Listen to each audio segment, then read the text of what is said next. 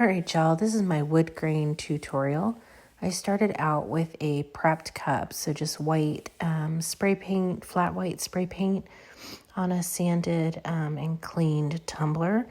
And then I had 3 colors of alcohol ink. I used teak wood, and then caramel,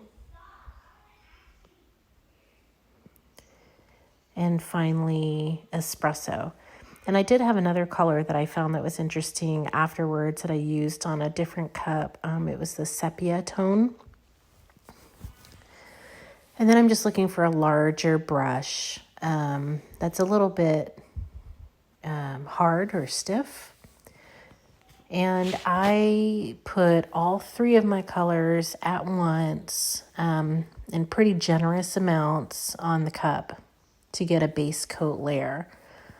Some of the other tutorials I had seen says to use it sparingly, but I think part of the effect that I got later was due to using so much of the ink. And so I just spread it, like I said, until I get a good base coat all over, just in up and down motions. Excuse me. And I used a paintbrush the whole time, just different types and sizes of paintbrush. And then I'm going to speed up the video as we go through, so that this whole thing took about an hour, but I didn't want y'all to have to sit through that, so I sped it up. And when I do spread it, like I said, I would wear gloves on both hands. I ended up getting some of the ink on that thumb that's holding the stand there, and it's still on there a couple days later. So it's just harder to get off, so wear gloves to start with. And I do have the cup just on its, the part that goes into the tumbler with the football. It's just on there. It helps me turn it. And this part doesn't have to be too deep, but you want it to have some dimension, with different colors, because as you start moving it around, that helps with a lot of the color. And it doesn't have to be perfect. In fact, I like it a little bit messier, because you can go back and use some of that, in the design element of the cup as you start deciding, where you might have knots or other defects in the wood.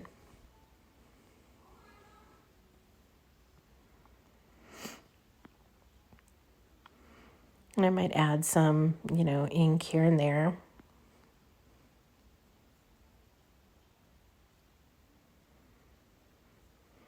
So I thought that looked pretty good as far as coverage goes. And then my husband brought in the alcohol and a paper towel.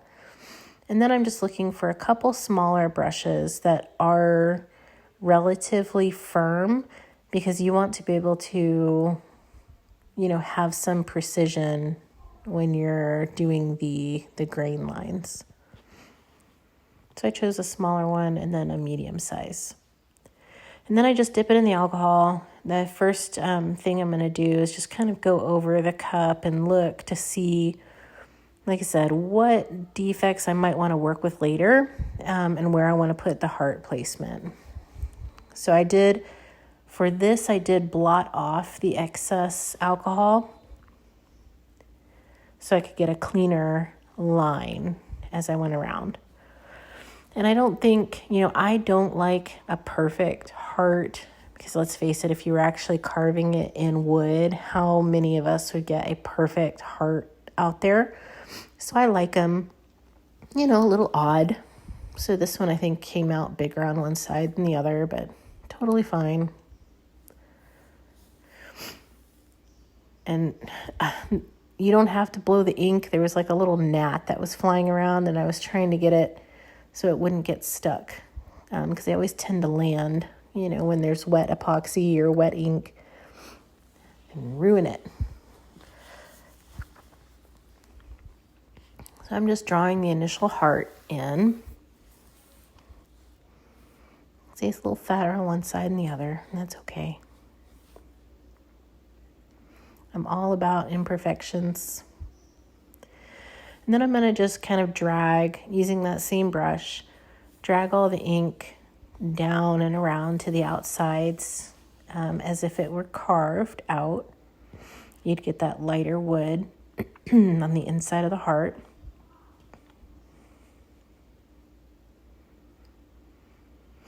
And I don't like it to be perfect. Again, I like seeing movement in the ink, different colors. I just think it looks, so much more realistic and better that way. And you want to leave, you don't want it too light in the center of the heart, especially if you're going to be doing initials, later on, or a date or something like that, because you need to still have some ink on there in order to pull, off more ink to get the initials to show up. And sorry, I sound all stuffy. I think I have a cold. My throat's hurting.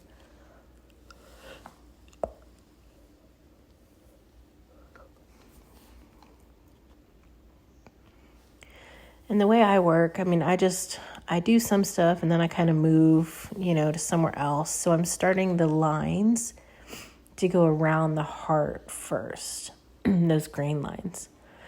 And some of them will be thick, some of them will be thin. But this first time around the cup, all I'm going to do is just draw the initial lines around the cup. And I do want these blotted again because I want them kind of crisp to start with.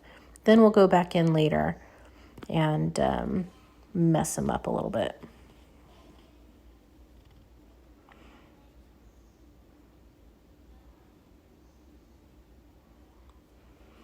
So I usually start with just 2 going around.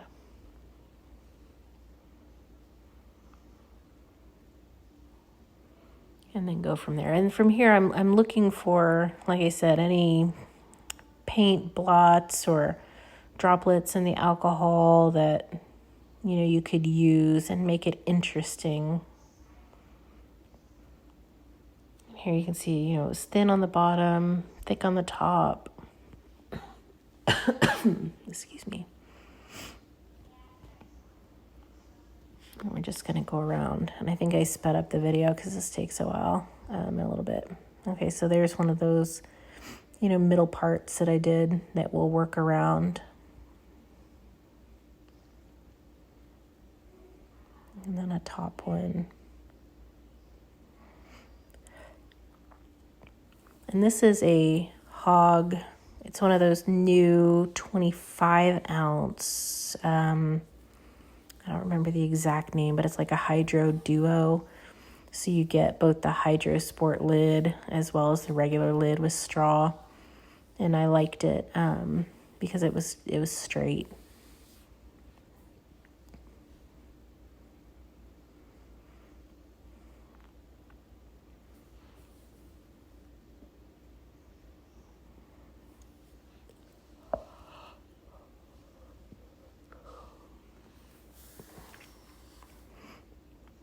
And these, I think I tried looking at a picture, of like the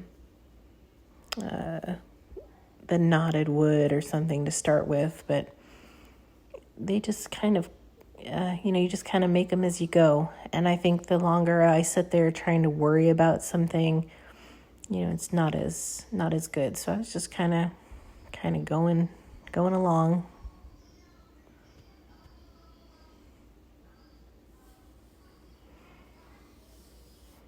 And here we sped it up again just to get through all this painting part. And there I accidentally dropped some alcohol in there, so we're just going to use that as a little knot later on.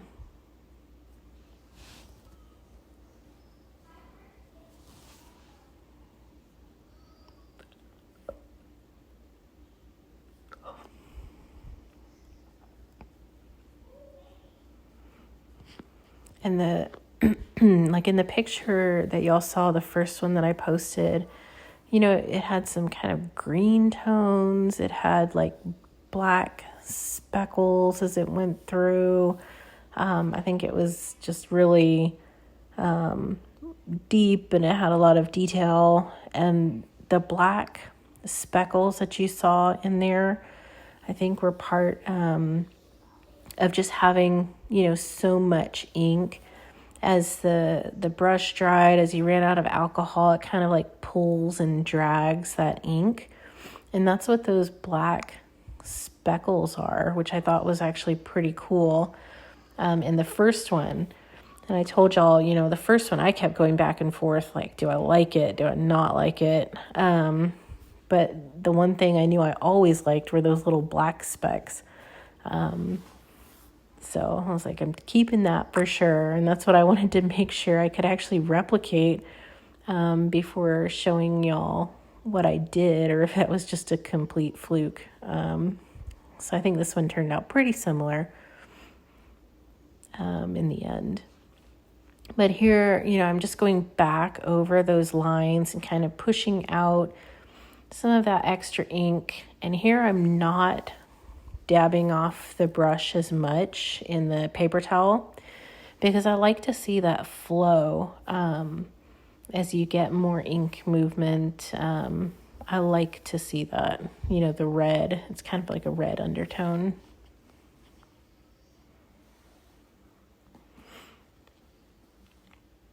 And I try not to be too precise with this as we go.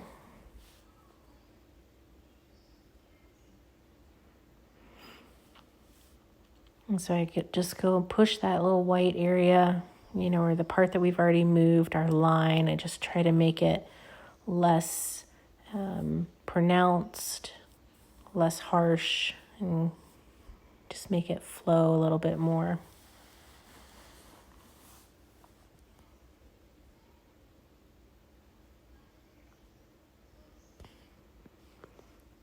And we'll leave some of the brown, you know, streaked part, because again, it's just a different texture from, you know, the ink that we initially brushed on versus this ink that we're moving. It's a different texture, and it's pretty neat to see the difference.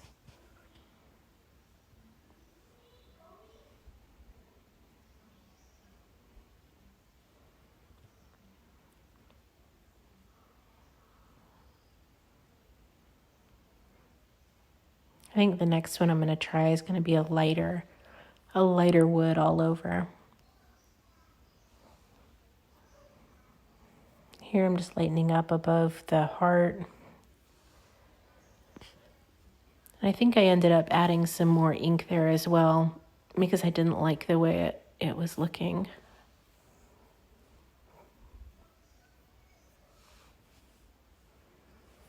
There's another little knot. I'm just trying to move ink out and kind of get it to well up around the outside of that circle.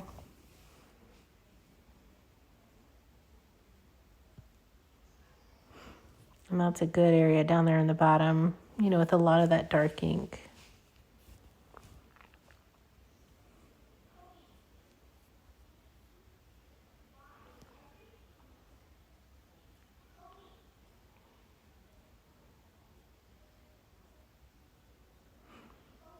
So I'll kind of go back through and fill in some more lines, or just expand the ones that are there already. Again, just pushing the ink further out and lightening up the line a little bit more. Here's where I added some ink and had a little oopsie.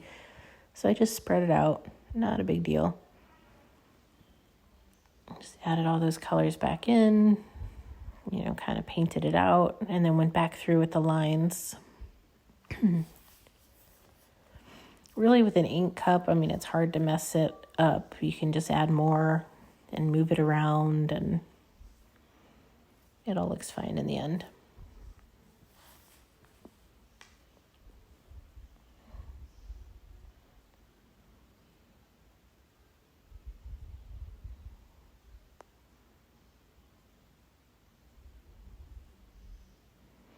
You can see there's a lot more liquid, on the brush and on the cup that I'm putting on now versus in the beginning. You can see it's glistening with the alcohol.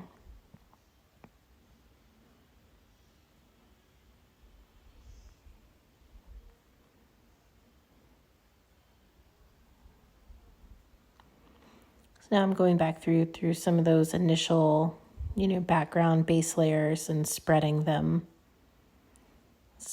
out.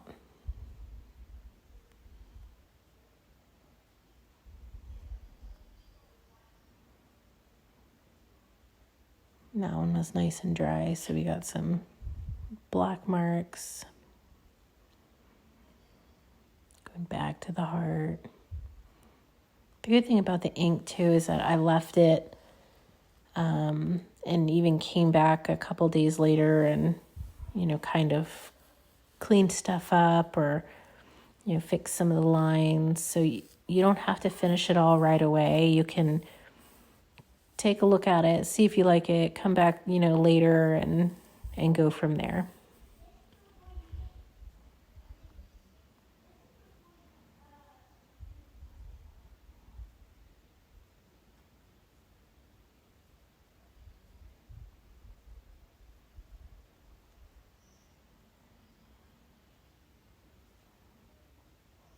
Just making that a little bit thicker, less defined.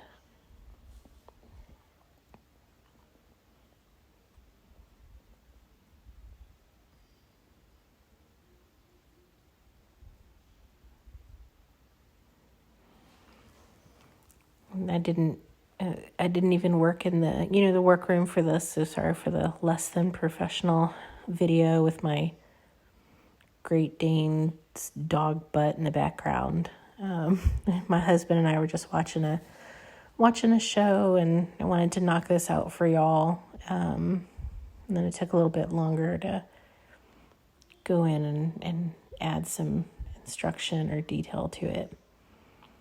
And if you have any questions, after watching this, please do feel free to reach out. I'll try to answer, to the best of my knowledge, and as quickly as possible. But this was only my second cup, so, I only know how I've tried it.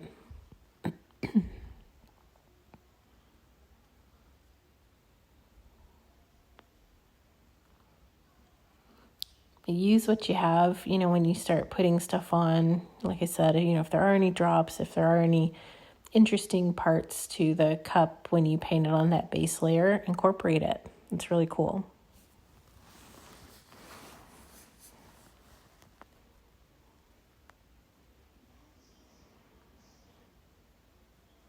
And like with that one in particular, I didn't like how light it was. So it's neat that you can even take some of the darker ink and just kind of repaint it, make it darker. Not everything has to be the same color or super light, super dark. You can change it as you go.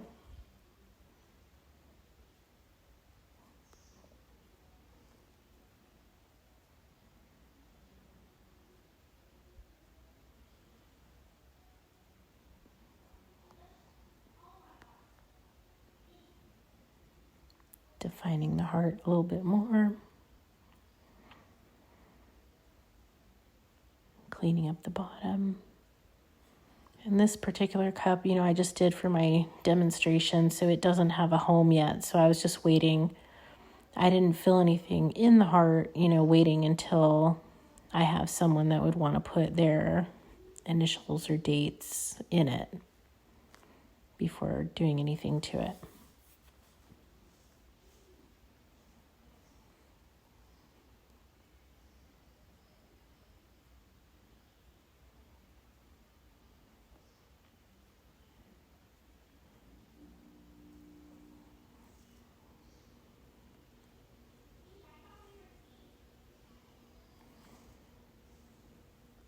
Some parts of the cup were easier for me, where it's like, okay, I could, I had a vision for that part, or it was working well. And others, I just had to go around and, turn it around a couple times and come back to it. It just wasn't as easy figuring out what I wanted to do in a particular area.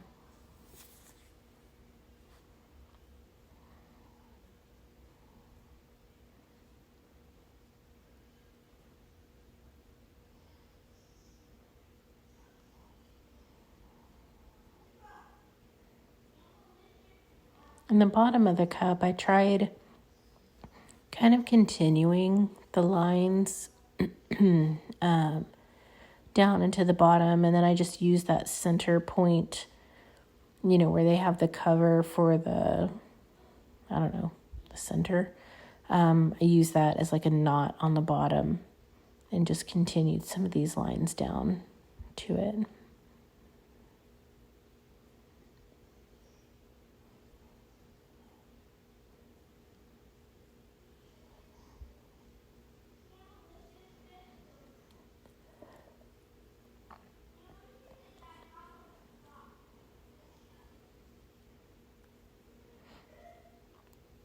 I think the way that the cups, turned out, it really did feel like the tree was super old and, had been around for a while, and the name that was carved in there and the heart that was carved in there, had been there, and it was just, I thought pretty cool.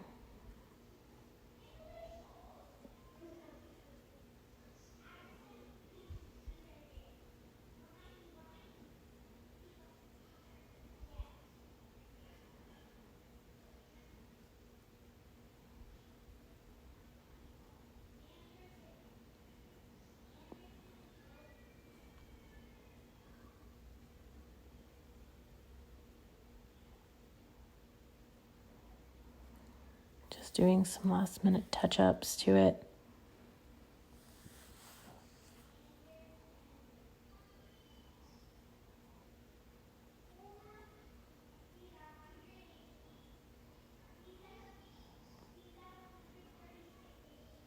Also just trying to make sure that there aren't any spots that are way outside the color, of the rest of the cup.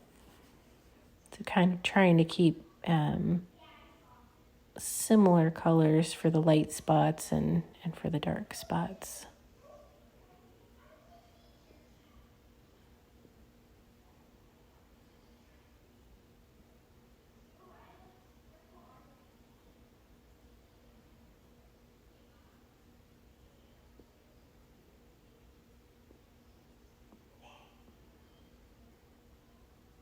And so this whole thing, like I said, took an hour to do the cup in real time. With the sped up portions, we're already at 23 minutes. But there you go. I hope this tutorial helped y'all. Like I said, if you have any questions, just let me know. But I look forward to seeing all your wood grain cups.